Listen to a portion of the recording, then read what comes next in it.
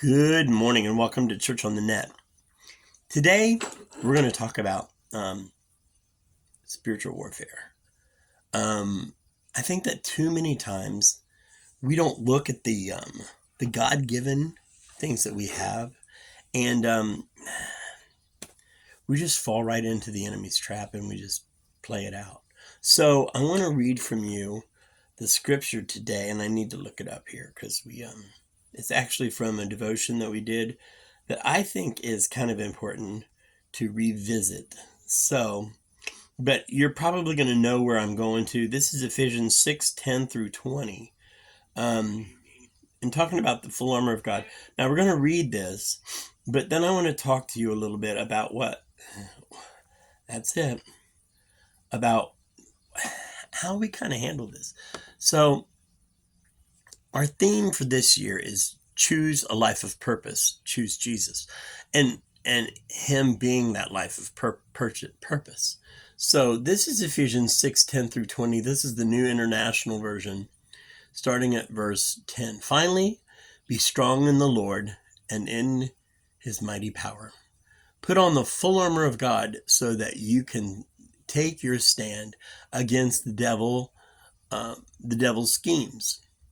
For our struggle is not against flesh and blood, but against the rulers, against the authorities, and against the powers of this dark world, and against the spiritual forces of evil in the heavenly realms. So we know that there can be spiritual evil in the heavenly realms. So then after all that, it begins to start taking up the full armor of God. So it said, put on, where are we at? Here we are. Therefore, put on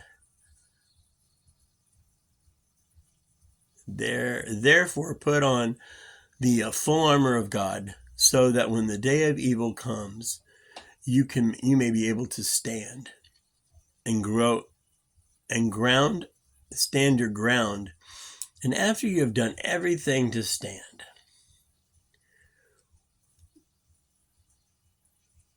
we talk about the full armor of God. The breastplate of righteousness, the helmet of salvation, the sword of the Spirit, the belt of truth. So, it doesn't go on in the devotion to talk about it, I guess, because we're looking at that area, which we are. So, the devil has schemes. If you're a believer, even if you're not a good believer and you're struggling, he wants you. And he wants to own you. It's as simple as that. So what you do to take your stand, it's important to know what you're doing. So I want you to look at this. We have a breastplate of righteousness, helmet of salvation that covers your brain.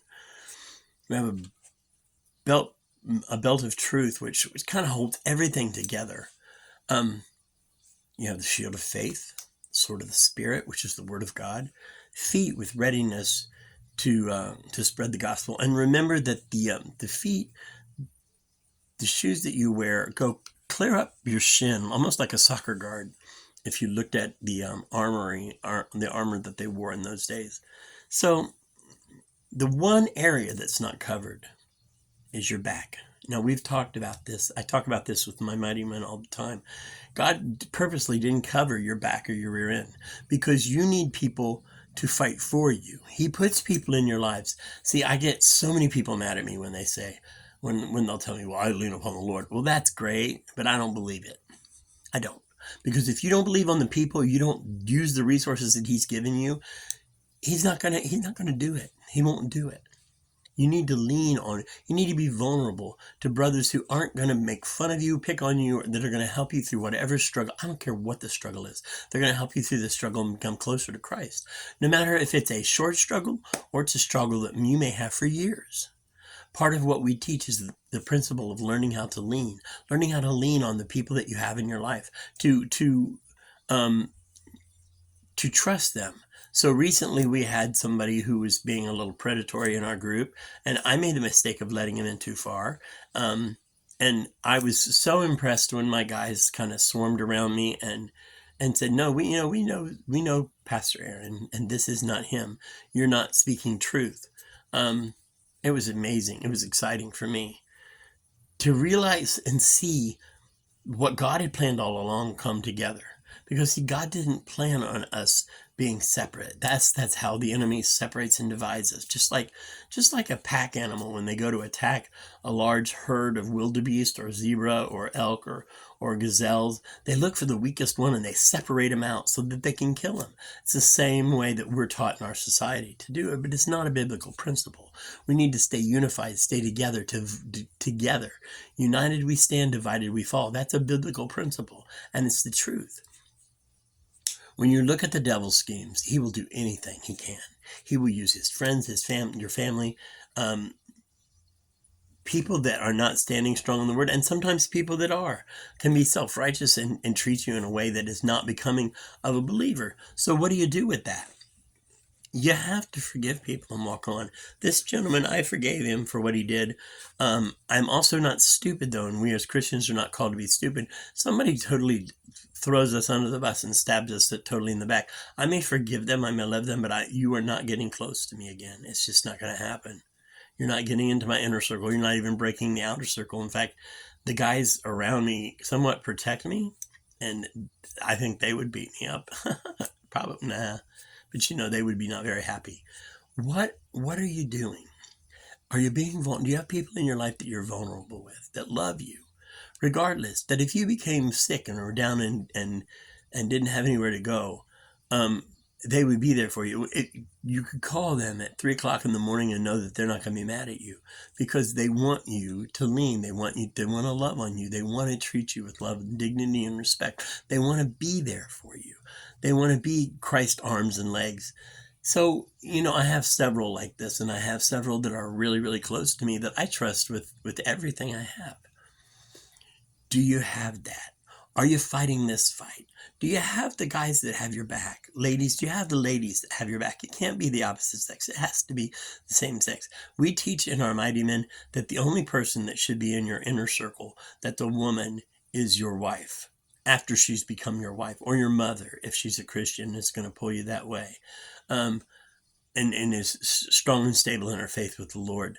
You don't need people that are going to pull you away. The people in your inner circle point you back to Jesus every step of the way. And they're there for you, regardless of what problem or what mistake or struggle you're going through.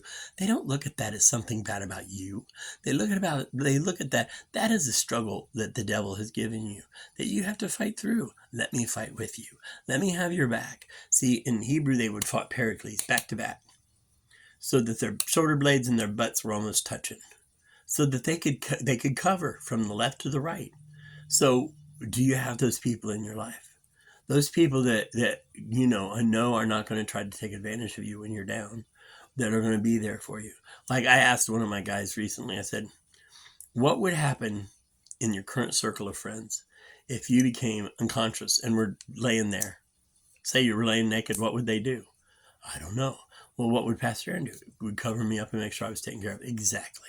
Take you to the hospital, make sure you were taken care of, covered up, first of all, for modesty's sakes. And, you don't want to be laying there all vulnerable. You don't. So, especially as guys, we don't. So, who are the people that you're going to put in your life that are going to be there for you? The fight is real. Ephesians 6:10, God gave us that because we need to put on that spiritual armor every day. But in that spiritual armor, we need to make sure we have the people that have our back. Now, the problem comes in because most of us have been taken advantage of.